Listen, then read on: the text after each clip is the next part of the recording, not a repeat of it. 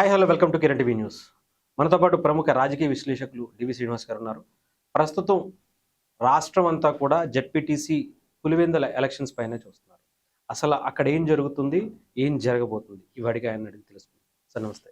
నమస్తే. సార్, మొత్తం రాష్ట్ర ప్రజలతో పాటు రాజకీయ ఉద్దండులు సైతం పులివెందుల జెడ్పీటీసీ ఎలక్షన్స్ పైనే ఉన్నారు. ఏం సార్ అసలు అక్కడ ఏం జరుగుతుంది, ఏం జరగబోతుంది? అదేమన్నా పార్లమెంటు స్థానానికి ఉప ఎన్నిక, అసెంబ్లీ స్థానానికి ఉప ఎన్నిక, అవును సార్. ఒక జెడ్పీటీసీ స్థానానికి ఉప ఎన్నిక పైన ఇంత సీరియస్గా, ఇంత ఛాలెంజింగ్గా.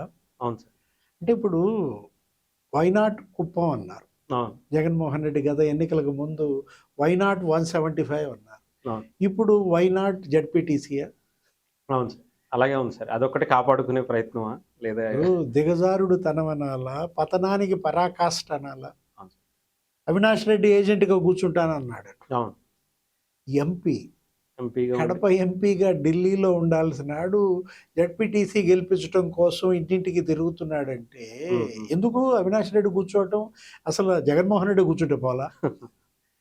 పోలింగ్ బూత్లో ఏజెంట్గా ఆ గ్రామంలో ఇది ఎన్ని ఓట్లు? 10,000 ఓట్లు. 10,621 ఓట్లు. ఓకే. ఒక 6 గ్రామాలు, 9 హ్యామ్లెట్స్. వైఎస్ఆర్ కాంగ్రెస్ పార్టీ మొత్తం అసలు లీడర్లు, రాష్ట్ర కేడర్ ఉంది అక్కడ దిగిపోయింది. అంటే ఏంటి ఆ పులివెందుల జడ్పీటీసీ ఎన్నిక జగన్ తలరాతని మార్చే ఎన్నిక, వైఎస్ఆర్ కాంగ్రెస్ పార్టీ భవిష్యత్తుని నిర్ణయించే ఎన్నికగాను. అవును. ఇప్పుడు మనం గన్స్ ఉన్నాళ్ళు, గన్ లైసెన్స్లో లేకపోతే గన్ మెన్లు ఉన్నాళ్ళు ఎవరు అసలు ఏజెంట్లుగా కూర్చోడానికి వీలు లేదంటే, అవినాష్ రెడ్డి వాళ్ళు ఏమంటున్నాడు, మహిళలు కూర్చోండి ఏజెంట్లుగా. మహిళా ఏజెంట్ అనగానే మనకు గుర్తొచ్చేది ఆ తుమ్మురుకోటలో తెలుగుదేశం ఏజెంట్. అవును సార్. మంజుల తల బద్దలు కొట్టారు. అవును. ఆ రక్తం కారుతూ కూడా బూత్ వదల. ఆమెకి ఏదో పోస్ట్ కూడా ఇచ్చారు, ఏది ఏదో కార్పొరేషన్ చైర్మన్ ఇచ్చారు. అవును. అంటే ఇప్పుడు రక్తపాతం చేస్తున్నారు అంటాడు అవినాష్ రెడ్డి. అవినాష్ రెడ్డి నోట రక్తపాతం అనే మాట వస్తుంటే రక్తం సెగ్గిపడుతుంది నిజంగా.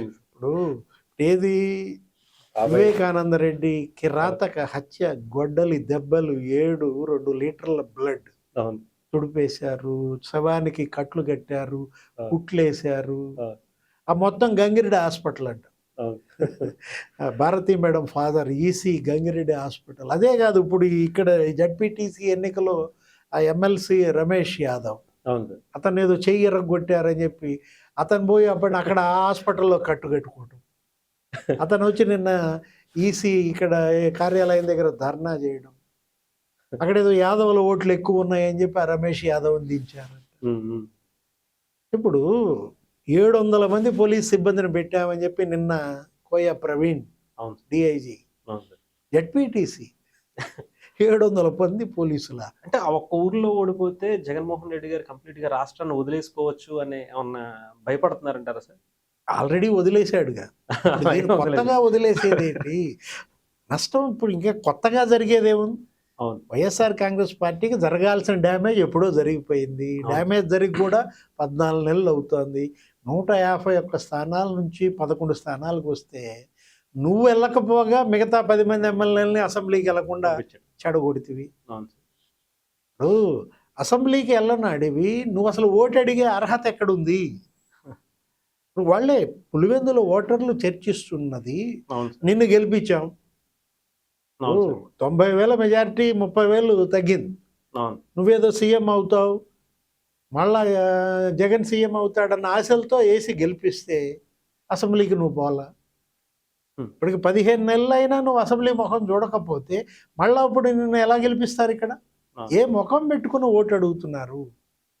ఇప్పుడు బీటెక్ రవి, నీ బదులు ఎమ్మెల్యేగా బీటెక్ రవిని గెలిపించుంటే ఇవాళ అసెంబ్లీలో పులివెందుల వాయిస్ చీనీ రైతుల కష్టాల గురించో, అక్కడ ఇరిగేషన్ ప్రాజెక్టుల పూర్తి గురించో, సాగునీరు అక్కడ పండ్ల తోటలకు రావటం పైన అతను ఇవాళ అసెంబ్లీలో మాట్లాడేవాడు.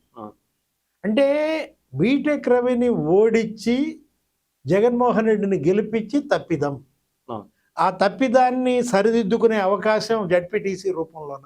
అవును సార్. ఇప్పుడు బీటెక్ రవి భార్యను గెలిపిద్దామని వాళ్ళు గెలిపించారు అనుకో, అవును జగన్మోహన్ రెడ్డి నిజంగానే. ఏ బావిలో దుంకుతాడు? ఇప్పుడు మొన్న ప్రెస్ మీట్లో అతను మాట్లాడుతూ చంద్రబాబు ఎక్కడన్నా బావి చూసుకొని దుంకు అన్నాడు. ఇప్పుడు బావి రెడీ అయింది.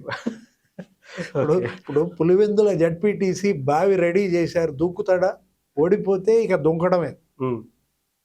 జడ్పీటీసీ ఓడిపోతే జగన్ బావిలో దుంకడం. ఓటుకి 10,000 ఇస్తున్నారంట సార్ అసలు.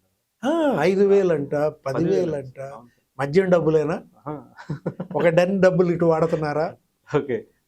ఇప్పుడు మనం చూసాం, చెవిరెడ్డి భాస్కర్ రెడ్డి అరెస్ట్ అయ్యి జైల్లో ఉన్నది అందుకే. ఆ, అతను సమన్వయకర్తగా 50 అసెంబ్లీ నియోజకవర్గాల్లో మద్యం డబ్బులు 300 కోట్లు పంచాడు. బా, బా.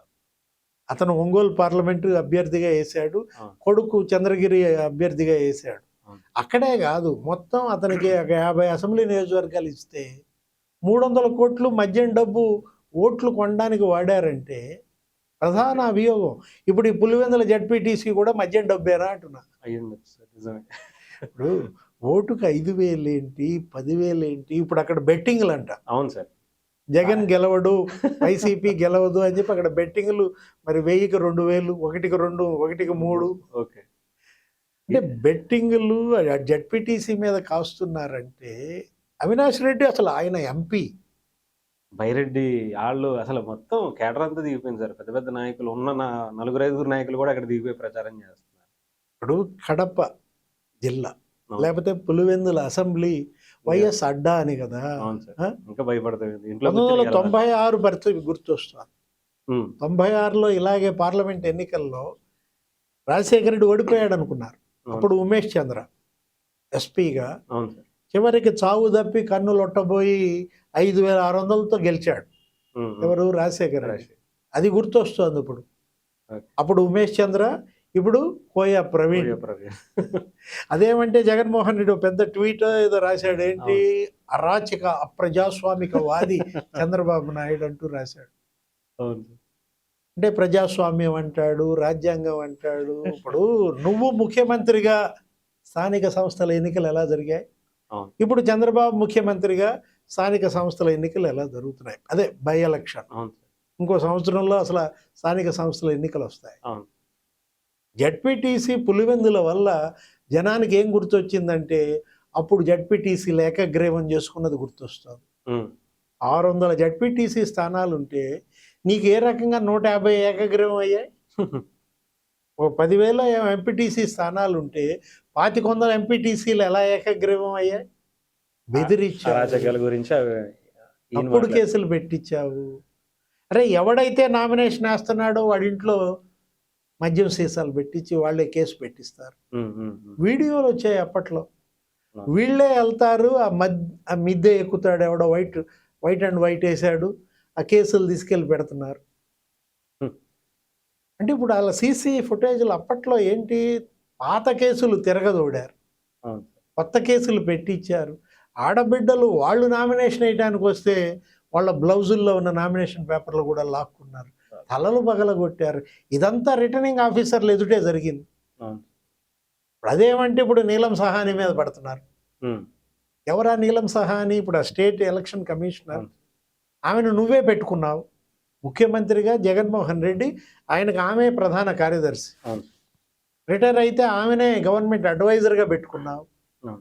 ఆమెకే ఎస్ఈసి ఇచ్చావు. ఆమె నీకు వ్యతిరేకంగా, నీ పార్టీ వ్యతిరేకంగా ఎందుకు పనిచేస్తుంది? నిజంగా. నీలం సహానీని వాళ్ళు ధ్వజం ఎత్తుతున్నారు. చంద్రబాబు చేతిలో పావు అయింది అంటున్నారు.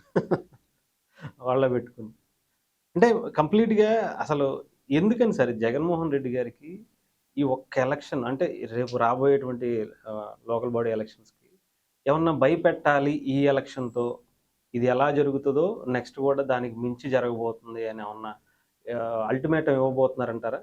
ఆ రోజు కుప్పంలో ఏం చేశారు? పెద్దిరెడ్డి రామచంద్రారెడ్డి కుప్పంలో అతను మకాం వేసి కుప్పంలో ఎంపీటీసీలు, జడ్పీటీసీలు, కుప్పం మున్సిపాలిటీ అన్ని అరాచకాలకి మీరు అప్పుడు పాల్పడి ఇప్పుడు అరాచకాలంటే జనం నవ్వుతారు. ఇప్పుడు ప్రజాస్వామ్యం గురించి నువ్వు మాట్లాడుతున్నావు, రాజ్యాంగం గురించి మాట్లాడుతున్నావు.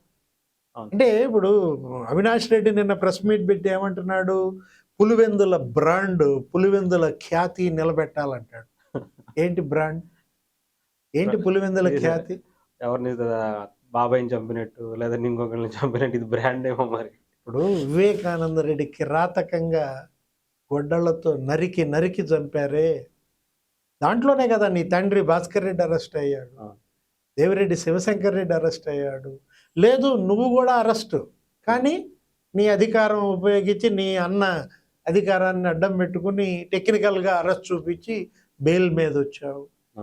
ఆ రోజు నీ తల్లి గుండెపోటని డ్రామా, కర్నూలు హాస్పిటల్లో నువ్వు వెళ్ళి దాక్కోవటం, సిబిఐ వాళ్ళు నిన్ను అరెస్ట్ చేయడానికి వస్తే గెస్ట్ హౌస్లో వాళ్ళు, ఆ హాస్పిటల్ చుట్టూతా మీ కార్యకర్తలు, నీ మంత్రులు, అప్పుడు వైసీపీ, అసలు ఎస్పీ చేతులు ఎత్తేసాడు. అవినాష్ రెడ్డిని అరెస్ట్ చేస్తే లా అండ్ ఆర్డర్ నా చేతిలో ఉండదు.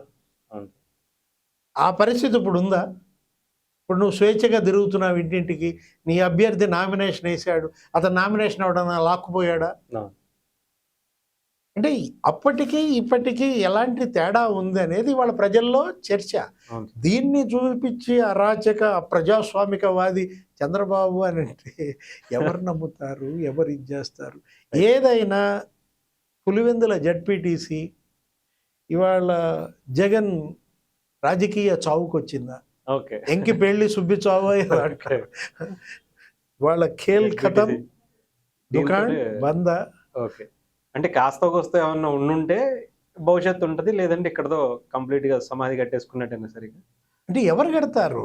వేరే ఎవరు కట్టరు. జగన్ రాజకీయ సమాధి జగనే కట్టుకున్నాడు. కాకపోతే ఆ సమాధి ఇటుకలతో కడతారు. జగన్మోహన్ రెడ్డి తన రాజకీయ సమాధి మద్యం సీసాలతో కట్టుకున్నాడు. Right sir.